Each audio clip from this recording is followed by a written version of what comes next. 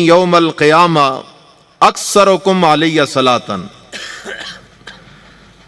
کہ آخرت میں اللہ کے سب سے زیادہ قریب وہ بندہ ہوگا جو نبی علیہ السلام پر سب سے زیادہ درود پڑھنے والا ہوگا، اور سب سے زیادہ درود پڑھنے والی سعادت جو ہے یہ حدیث پڑھنے پڑھانے والوں کو نصیب ہوتی ہے۔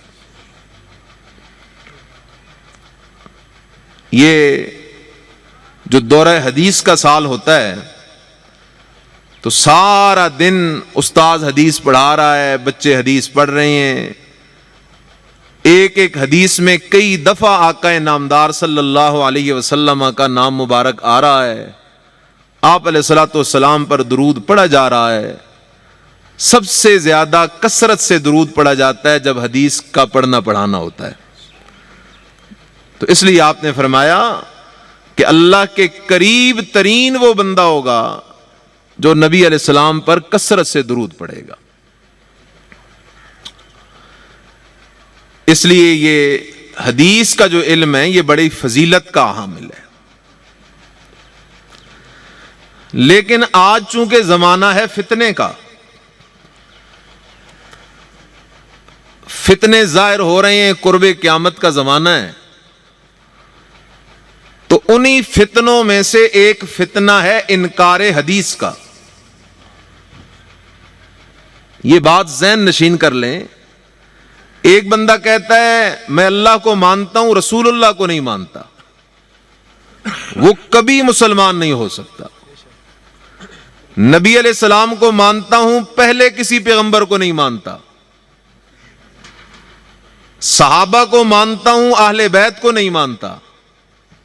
اہل بیت کو مانتا ہوں، کسی صحابی کو نہیں مانتا، مسلمان نہیں ہو سکتا، کیونکہ ایمان سب ماننے کا نام ہے، اور کفر کسی ایک قطعی ثبوت قطعی دلالت چیز کے انکار کا نام ہے۔ اسی طرح ایک بندہ قرآن کرے لیکن حدیث کا انکار کرے، اس بندے کے کفر میں کوئی شک نہیں۔ کسی کو یہ خیال ہو کہ احادیث میں تو اکثر احاد ہیں اور وہ مفید للظن ہیں، ظن کا انکار کفر نہیں ہوتا، خیال کرو مطلق جو حدیث ہے قول رسول صلی اللہ علیہ وسلم، تو مطلقاً حجیت حدیث یہ قطعی طور پہ ثابت ہے، قرآن مجید کی آیات سے ثابت ہے، لہذا حدیث کا انکار یہ قرآن کا انکار ہے۔ آج کل انکار حدیث کا مرض عام ہو رہا ہے، وہ لوگ عموماً دو باتیں کر کے لوگوں کو دھوکہ دیتے ہیں۔ پہلی بات، سب کچھ قرآن میں ہے جی، یہ قرآن تبیانا لکل شیء جو ہے، جب سب کچھ قرآن میں ہے تو ہمیں حدیث کی کیا ضرورت؟ ہمیں کوئی ضرورت نہیں حدیث کی، بابا تجھے نہیں ہوگی، ہمیں تو ہے ضرورت حدیث کی۔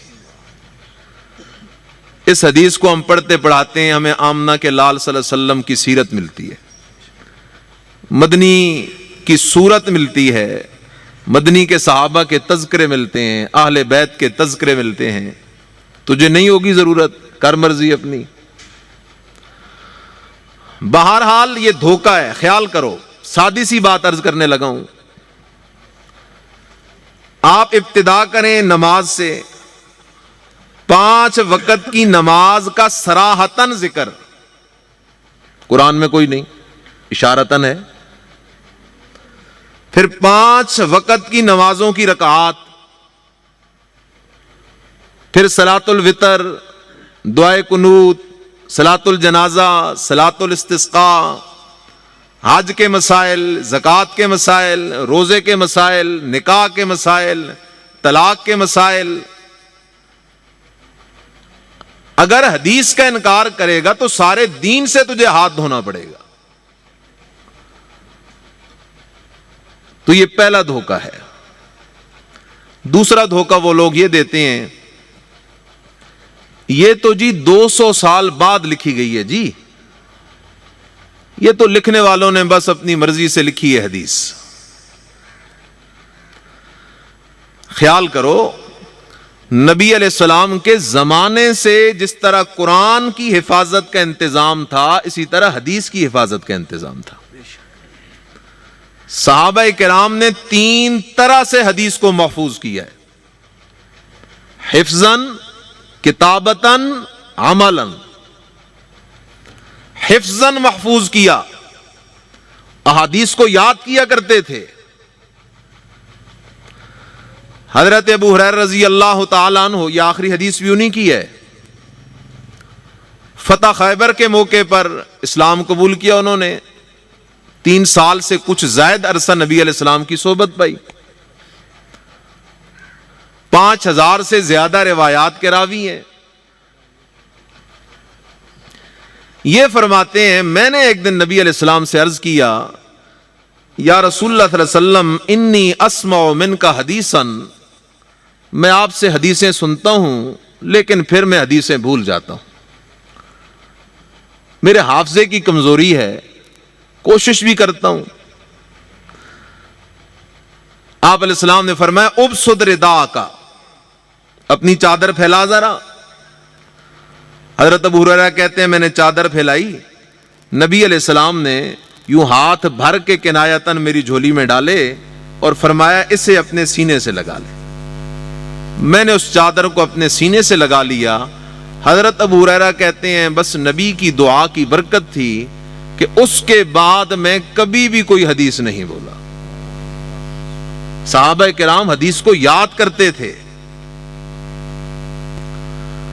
نمبر 2 کتابتاً، صحابہ کرام نے حدیث کو محفوظ کیا. حضرت عبداللہ بن عمرو بن العاص رضی اللہ تعالیٰ عنہ وہ نبی علیہ السلام کی احادیث لکھتے. تو بعض صحابہ نے کہا تو نبی علیہ السلام کی ہر بات لکھتا ہے، آپ تو کبھی غصے میں ہوتے ہیں کبھی پریشان ہوتے ہیں، تو نبی علیہ السلام کی ہر بات لکھتا ہے. فرماتے ہیں میں نے بس لکھنا چھوڑ دیا. پھر حضرت کے سامنے میں نے یہ بات رکھی. حضرت ساتھی کہتے ہیں تو ہر بات لکھتا ہے، حضرت کبھی غصے میں ہوتے ہیں کبھی کس حالت میں. مرشد کریم صلی اللہ علیہ وسلم نے فرمایا لکھا کر فوالذی نفسی بیدہ ما یخرج منہ الا الحق، لکھا کر میری زبان سے حق ہی نکلتا ہے، حق کے سوا کچھ بھی نہیں نکلتا. اس لیے صحابہ کرام نے اس کو لکھ کے بھی محفوظ کیا ہے. نمبر 3 عملاً بھی محفوظ کیا ہے. حضرت جہاں بیٹھتے تھے صحابہ وہاں بیٹھتے تھے، ضرورت نہ بھی ہو اتباع رسول میں بیٹھتے تھے. سیدنا فاروق اعظم رضی اللہ تعالیٰ عنہ جب حجر اسود کے سامنے گئے نا تو انہوں نے کیا فرمایا انی اعلم انک حجر، انی اعلم انک حجر لا تنفع ولا تضر، میں جانتا ہوں تو صرف ایک پتھر ہے، تو نفع بھی نہیں دے سکتا نقصان بھی نہیں دے سکتا. ولولا انی رأیت رسول اللہ، اگر میں نے اللہ کے رسول کو نہ دیکھا ہوتا کہ تجھے اللہ کے رسول بوسے دیا کرتے تھے، ما قبلتک، میں عمر تجھے کبھی بھی بوسہ نہ دیتا. تو نبی علیہ السلام کے اقوال کو افعال کو صحابہ نے 3 طرح سے محفوظ کیا ہے. لہذا انکار حدیث بالکل بے دینی ہے، گمراہی ہے، اس کے سوا کچھ نہیں ہے. تیسری بات درجہ حدیث. حدیث کو ماننا ایمان کا حصہ ہے لیکن افراط تفریط کی اجازت نہیں، انکار حدیث کی بھی اجازت نہیں، لیکن قرآن کو چھوڑ کر صرف حدیث کے پیچھے جانے کی اجازت بھی نہیں. قرآن کو پیچھے کر دینا اور حدیث کو آگے کر دینا یہ بھی گمراہی ہے. قرآن کا نمبر پہلا ہے، دوسرا نمبر ہے حدیث رسول صلی اللہ علیہ وسلم کا. آج معاشرے میں گمراہی کی ایک بڑی وجہ یہ بھی ہے کہ لوگ قرآن کو بالکل پیچھے کر دیتے ہیں. قرآن کی صاف آیات میں وہ مسئلہ کھڑا ہوتا ہے لیکن اسے چھوڑ دیا اور روایت کو پکڑ لیا. مثال کے طور پہ قرآن مجید میں صاف مسئلہ کھڑا ہے. حضرت آدم علیہ الصلوۃ والسلام پر جب مشکل گھڑی آئی تو قرآن صاف کہتا ہے قالا ربنا ظلمنا انفسنا وَإِن لَّمْ تَغْفِرْ لَنَا وَتَرْحَمْنَا لَنَكُونَنَّ مِنَ الْخَاسِرِينَ. مشکل گھڑی آئی, آدم علیہ السلام نے اللہ سے یہ دعا مانگی. اب یہ قرآن کا صاف فیصلہ ہے. یہ کہتا ہے نا جی نبی علیہ السلام کا وسیلہ دیا تھا. اور اس طرح کے کئی مواقع کہ لوگ صحیح حدیث کو چھوڑ کر دوسرا رخ اختیار کرتے ہیں. اس لیے تیسرا فائدہ میں یہ عرض کرنا چاہتا ہوں کہ حدیث کا اپنا مقام ہے, قرآن کا اپنا مقام ہے. قرآن کا مقام یہ ہے کہ ذالک الکتاب لا ریب فیہ, یہ شک سے پاک کتاب ہے, یہ ایمان بنانے والی کتاب ہے. اور حدیث پاک ہمارے ایمان کا حصہ ہے. لیکن حدیث کی 3 قسمیں ہیں. بعض احادیث متواتر ہیں, یقینی ہیں. بعض مشہور ہیں جن میں صرف صورتاً شبہ ہے. اور اکثر احادیث احاد ہیں جو مفید للظن ہیں. ان میں صورتاً بھی شبہ ہے, مانن بھی شبہ ہے. اور ہماری ساری کتابوں میں یہ قانون لکھا ہوا ہے کہ اخبار احاد ان سے عقیدے کی گاڑی نہیں چلتی. موجب للعمل ہیں لیکن مفید للعلم نہیں. اس لیے حدیث حجت ہے, یہ ایمان کا حصہ ہے. انکار گمراہی ہے. لیکن اس کا مطلب یہ قطعاً نہیں ایک طرف قرآن کی آیت آ جائے, دوسری طرف کوئی بندہ حدیث پیش کرے, آپ قرآن کی آیت کو پیچھے کر دیں, قرآن کی آیت سے منہ موڑ دیں اور حدیث کے پیچھے چل پڑیں. میرے نبی کا جو فرمان ہوگا وہ کبھی بھی قرآن سے سری ٹکراؤ نہیں ہوگا اس کے اندر.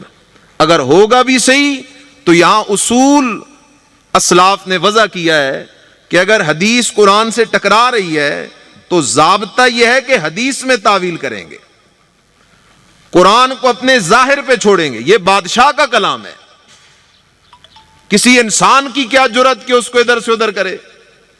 حدیث کے اندر مناسب تعویل کریں گے, کوئی معنی ایسا کریں گے کہ یہ تعارض ختم ہو جائے, قرآن کو اپنے ظاہر پہ رہنے دیں گے. چوتھا فائدہ احتیاط در نقل حدیث. آج یہ بھی ایک مسئلہ ہے. کئی ہمارے دوست ہوتے ہیں وہ کہتے ہیں جی قرآن کا ترجمہ نہیں کرنا کفر ہو جائے گا جی, اور وہ احادیث نقل کرتے ہیں.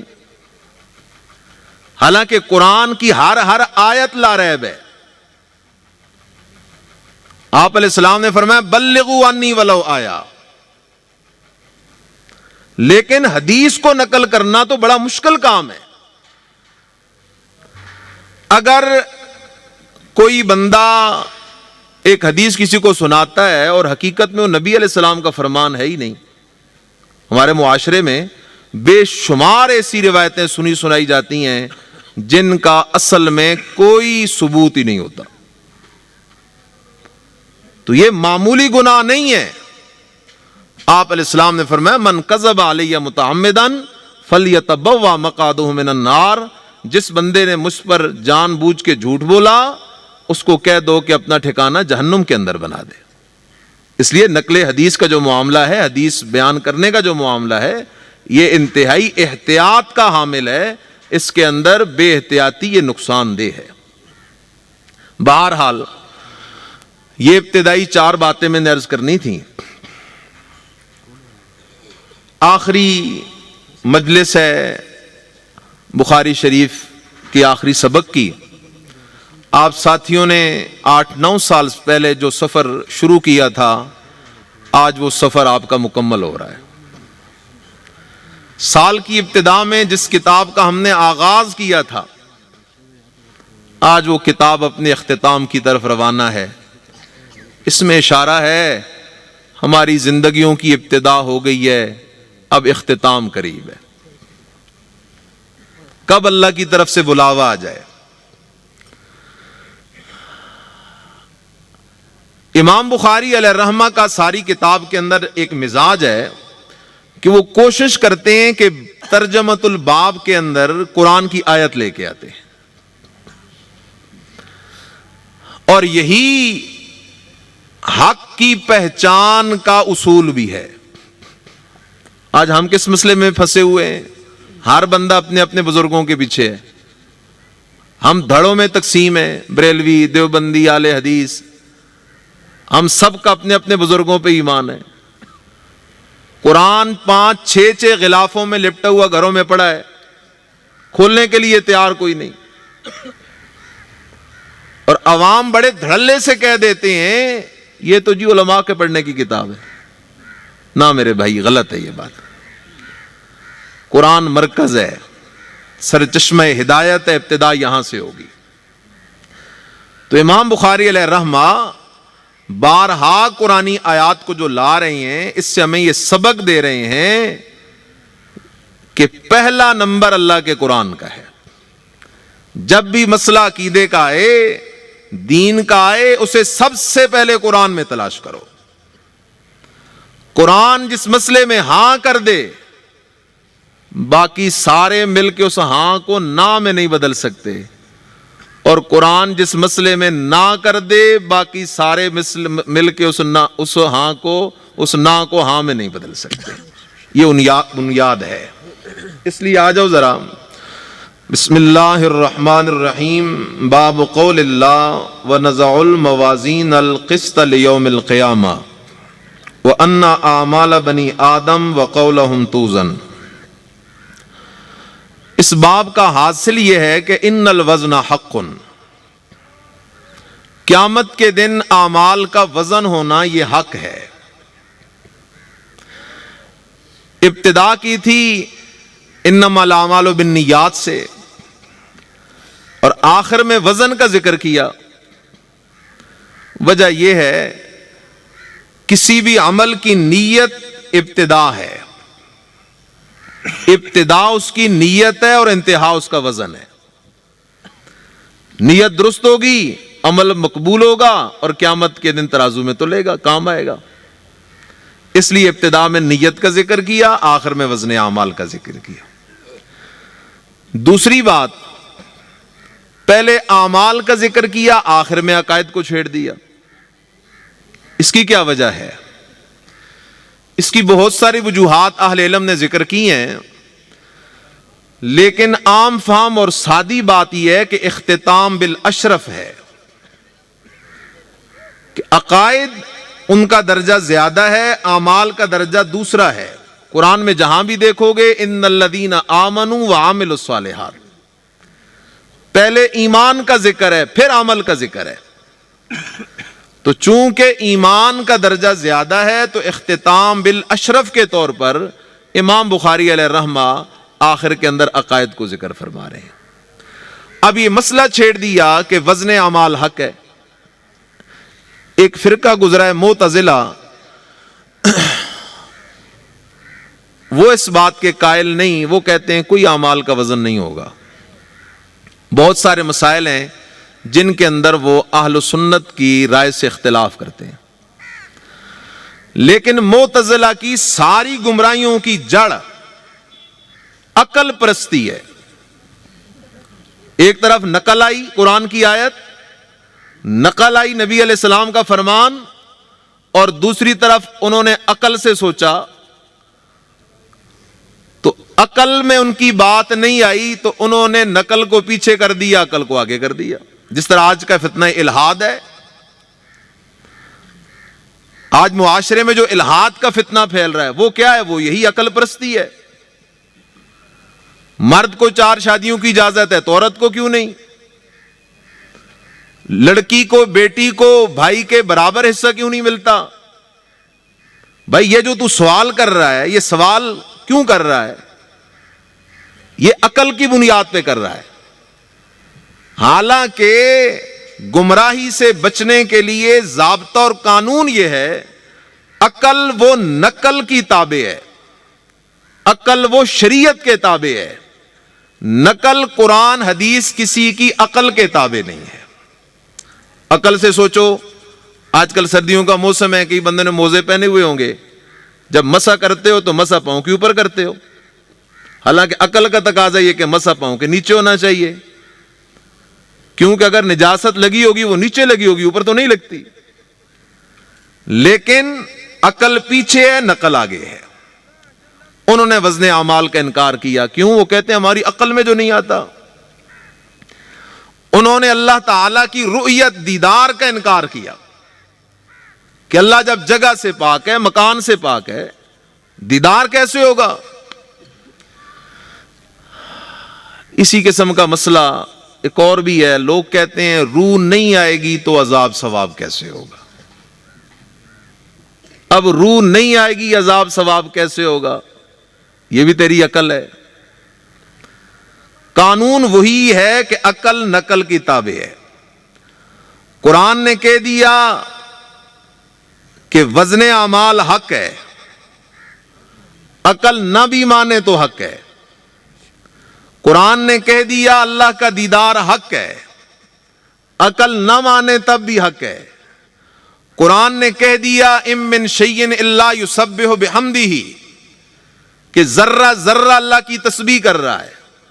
بات عقل میں نہیں آ رہی، کیسے تزکیہ کر رہا ہے؟ اللہ خود کہتا ہے تمہیں ان کی تسبیح سمجھ نہیں آئے گی۔ اللہ نے کہہ دیا تسبیح کر رہا ہے، ہمارا ایمان ہے کر رہا ہے، عقل مانے نہ مانے۔ اسی طرح بات سمجھو، موت نام ہے روح کے بدن سے نکلنے کا، اور قیامت سے پہلے روح لوٹ کے بدن میں نہیں آئے گی۔ فَيُمْسِكُ الَّتِي قَضَىٰ عَلَيْهَا الْمَوْتِ، موت نام ہے روح کے بدن سے نکلنے کا، اور قیامت سے پہلے روح لوٹ کے بدن میں نہیں آئے گی۔ درمیان کا زمانہ یہ برزخ ہے۔ اس زمانے میں عذاب بھی حق ہے، ثواب بھی حق ہے، ہوگا کیسے اللہ جانے۔ اب یہ جو سوال لوگ کرتے ہیں نا، یہ عقلی سوال ہے، روح نہیں آئے گی تو کیسے ہوگا؟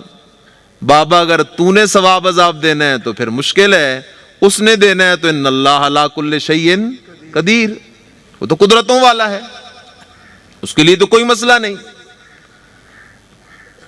یہ بھی المیہ ہے، اور یہ آج کی بات نہیں، پہلے دن سے یہی سلسلہ چلا ہے کہ حق والے جب حق بات کہتے ہیں، باطل کے دامن میں دلیل تو ہوتی کوئی نہیں۔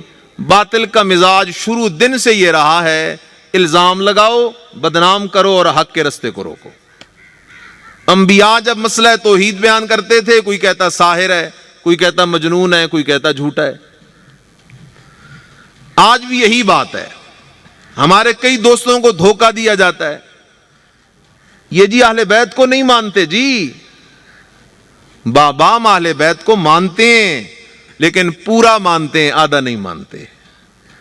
ہم کہتے ہیں نبی علیہ السلام کی ساری بیویاں اہل بیت ہیں، نبی کی چاروں بیٹیاں اہل بیت ہیں۔ اگر داماد کی طرف جاتے ہیں تو داماد سارے شمار ہوں، اس لیے اہل بیت کو ماننا، اس کو تو ہم اپنے ایمان کا حصہ سمجھتے ہیں۔ کسی نے کہہ دیا، وہ اور ناراض، اس نے کہا یہ نبیوں کو بھی نہیں مانتے، ولیوں کو بھی نہیں مانتے، پیروں کو بھی نہیں مانتے، فقیروں کو بھی نہیں مانتے۔ دلیل تو ہے کوئی نہیں، ہم ان سب کو مانتے ہیں، لیکن ہم کہتے ہیں ولی ولی ہے، نبی نبی ہے، پیر پیر ہے، فقیر فقیر ہے، ان میں سے کوئی بھی اللہ کا شریک نہیں۔ پھر کچھ دوست ناراض ہوئے، انہوں نے کہا یہ جی انبیاء شہداء کی حیات نہیں مانتے۔ بات سمجھ لو، بالکل سادی سی بات ہے، دو لفظوں کی بات ہے، مشکل مسئلہ ہے ہی نہیں۔ نبی علیہ الصلوۃ والسلام اور شہداء کرام اور مومنین کی وفات کے بعد حیات کے ہم قائل ہیں، جھگڑا حیات میں نہیں، مسئلہ یہ ہے کہ وہ حیات ہے کون سی۔ ہمارے دوست کہتے ہیں وہ حیات قبر والی ہے، ہم کہتے ہیں وہ حیات جنت والی ہے، فرق اتنا سا ہے بس۔ ہم کہتے ہیں وہ حیات جنت والی ہے، وہ کہتے ہیں وہ حیات قبر والی ہے۔ اب آپ سوچ کے فیصلہ کر لیں، افضل حیات قبر والی ہے یا افضل حیات جنت والی ہے؟ اگر افضل حیات جنت والی ہے، یہی حیات قرآن نے بیان کی، یہی آیات احادیث مبارکہ نے بیان کی، اس کے تو ہم قائل ہیں۔ اس لیے خیال کرو، امام بخاری علیہ رحمہ یہاں یہ مسئلہ لے کے آ گئے کہ ان الوزن حق، اعمال کا وزن یہ حق ہے۔ اللہ اکبر۔ اس لیے فرمایا وَنَضَعُ الْمَوَازِينَ الْقِسْطَ لِيَوْمِ الْقِيَامَةِ، ہم رکھیں گے ترازو انصاف والے قیامت کے دن۔ الموازین کو جمع لایا گیا، یہاں اہل علم کی دو رائے ہیں۔ بعض نے کہا بہت سارے ترازو ہوں گے۔ وہ تعدد کس طرح ہے کہتے ہیں، بعض نے کہا عمل کے اعتبار سے، بعض نے کہا عامل کے اعتبار سے، اور دوسرا قول کہ میزان ایک ہی ہوگا۔ پھر جمع کیوں لایا؟ تو جواب یہ للتفہیم، اس لیے جمع لایا گیا ہے۔ تو اس لیے فرمایا وَنَضَعُ الْمَوَازِينَ الْقِسْطَ۔ اب القسط اور الموازین یہ موصوف صفت ہیں، الموازین جمع ہے اور القسط مفرد، مطابقت نہیں، جواب القسط مصدر ہے، اور یہ مفرد تثنیہ وغیرہ سب کے لیے واقع ہو سکتا ہے بطور صفت کے لیے۔ یوم القیامہ وَأَنَّ أَعْمَالَ بنی آدم، اور بے شک اعمال بنی آدم کے اور ان کے اقوال، توزن ان کا وزن کیا جائے گا۔ وقال مجاہد القسطاس العدل بالرومیہ، اس کا معنی العدل ہے انصاف رومی زبان میں۔ اشکال ہے کہ رومی زبان قرآن میں کہاں سے آ گئی؟ قرآن عربیہ، قرآن تو عربی بولی ہے۔ تو جواب یہ توارد اللغات ہے۔ کیا معنی؟ کہ وہ کلمہ جس طرح عربی میں مستعمل ہے اسی طرح رومی فارسی وغیرہ میں بھی مستعمل ہو، تو اس کو کہتے ہیں توارد اللغات۔ جس طرح لفظ ذرہ ہے، عربی میں بھی ذرہ، اردو میں بھی ذرہ، پشتو میں بھی ذرہ، فارسی میں بھی ذرہ، تو اس کو کہتے ہیں توارد اللغات۔ اسی بنیاد پر یہاں کہہ دیا گیا۔ وَيُقَالُ الْقِسْطُ مَصْدَرُ الْمُقْسِطِ، یہاں پھر ایک اشکال کھڑا ہے کہ القسط جو ہے کہا گیا کہ یہ مصدر ہے مقسط کا، حالانکہ مقسط کا مصدر تو ایک ساتھ آتا ہے، قسط نہیں آتا، ایک مجرد ہے دوسرا مزید ہے۔ اس کا جواب یہ ہے کہ یہاں پر چونکہ قسط مجرد ہونے کے باوجود معنی مزید والا دے رہا تھا، تو اس بنیاد پر کہہ دیا گیا کہ القسط مصدر المقسط وهو العادل واما القاسط وهو الجائر۔ یہ روایت ہے، اس روایت کے راوی حضرت ابو ہریرہ رضی اللہ تعالیٰ عنہ ہیں۔ آخری روایت ہے بخاری شریف کی۔ وبه قال حدثنا احمد بن اشقاب انه قال حدثنا محمد بن فضیل عن عمارة بن القعقاع عن ابي زرعة عن ابي هريرة رضی اللہ تعالیٰ عنہ قال قال النبي صلی اللہ علیہ وسلم کلمتان حبیبتان الی الرحمن خفیفتان علی اللسان ثقیلتان فی المیزان سبحان اللہ وبحمدہ سبحان اللہ العظیم۔ حضرت ابو ہریرہ رضی اللہ تعالیٰ عنہ پر بعض صحابہ سوال کرتے کہ آپ نے اتنی روایات کیسے جمع کر لی؟ تو آپ جواب دیتے مہاجرین اور انصار کو کہ مہاجرین تم لگے رہتے تھے تجارت میں، انصار تم لگے رہتے تھے کھیتی باڑی کے اندر، اور میں تو ہر وقت پڑا نبی علیہ السلام سے حدیث جمع کرتا رہتا تھا۔ حضرت ابو ہریرہ رضی اللہ تعالیٰ عنہ آپ علیہ الصلوۃ والسلام کی خدمت میں حاضر رہتے احادیث محفوظ کرنے کے لیے۔ کئی دفعہ ایسے ہوتا کہ بھوک سے نڈھال ہو جاتے۔ ایک موقع پہ ایسے ہی ہوا، بھوک سے نڈھال ہو گئے، راستے میں پڑے ہوئے ہیں۔ فرماتے ہیں کئی دفعہ میں پڑے رہتا، صحابہ اوپر سے گزر رہے ہوتے، کوئی آ رہا ہے جا رہا ہے، میں پڑا رہتا راستے میں۔ ایک دن اسی حال میں آپ علیہ الصلوۃ والسلام تشریف لائے، آپ ساتھ لے گئے حضرت ابو ہریرہ رضی اللہ تعالیٰ عنہ کو۔ فرماتے ہیں حضرت مجھے اپنے ساتھ لے گئے اور وہاں جا کے حضرت کے سامنے دودھ کا پیالہ پیش کیا گیا۔ میں بڑا خوش ہوا کہ یہ دودھ کا پیالہ مجھے مل جائے گا، سارا میرا کام ہو جائے گا۔ لیکن حضرت نے فرمایا جلدی کر، صفہ کے اندر جتنے بھی ساتھی ہیں طلباء کرام ان سب کو بلا کے لیا۔ یہاں یہ بات بھی ذہن نشین کر لیں، یہود و نصارہ کی کوشش ہے کہ مسلمانوں کو علماء اور مدارس سے دور کیا جائے، یہ ان کی کوشش ہے۔ اس طرح صبح و شام وہ قسم قسم کی باتیں چلاتے رہتے ہیں۔ مدرسے کی بنیاد امام الانبیاء محمد الرسول اللہ صلی اللہ علیہ وسلم نے خود رکھی ہے۔ ادھر مسجد نبوی، ساتھ صفہ، وہاں پر درس و تدریس کا معاملہ ہوتا تھا۔ طلباء کرام کی خدمت کرنا یہ حضرت کی سنت ہے۔ آپ نے فرمایا ابو ہریرہ صفہ کے باقی ساتھیوں کو بھی لے آ، طلباء کو بلا کے لے آ۔ حضرت ابو ہریرہ رضی اللہ تعالیٰ عنہ فرماتے ہیں میں نے سوچا حضرت اب مجھے فرما رہے ہیں بلا کے لے آ، کہیں ایسا نہ ہو بلا کے لاؤں۔ حضرت فرمایا اب تو خدمت کر، پہلے میرے لیے دودھ کہاں سے بچے گا؟ بہرحال فرماتے ہیں میں بلا کے لایا، اتفاق اسی طرح ہوا۔ حضرت نے فرمایا ان سب کو پلا دودھ پہلے۔ میں نے دودھ پلانا شروع کر دیا ہے کہ ایک ساتھی دودھ پی رہا ہے، میں غور سے دیکھ رہا ہوں کہیں یہ ختم نہ کر دے۔ اللہ کی قدرت، سب نے سیر ہو کے دودھ پی لیا، لیکن پھر بھی دودھ بچا ہوا ہے۔ آپ نے فرمایا ابو ہریرہ اب تو دودھ پی لے۔ میں نے ایک دفعہ دودھ پیا، فرمایا پھر پی لے۔ میں نے پھر پیا، غالباً فرمایا پھر پی لے۔ میں نے 3 دفعہ پی۔ حضرت فرمایا اب میری بس ہے، میں اور نہیں پی سکتا۔ جو بچ گیا آخر میں حضرت نے وہ باقی دودھ پی لیا۔ چلتے چلتے یہ بات بھی ذہن میں رکھیں کہ اس دودھ کے، اس پیالے کے اندر جو دودھ تھا، پلانے والے امام الانبیاء علیہ السلام ہیں، پینے والے صحابہ کرام ہیں، لیکن اس دودھ میں برکت ڈالنے والی ذات کس کی ہے؟ اللہ کی ذات ہے۔ دودھ میں برکت ڈالنے والی ذات اللہ کی ہے۔ تبارک الذی بیدہ الملک وہو علی کل شیء قدیر۔ تو اس لیے حضرت ابو ہریرہ رضی اللہ تعالی عنہ اس آخری حدیث کے راوی ہیں۔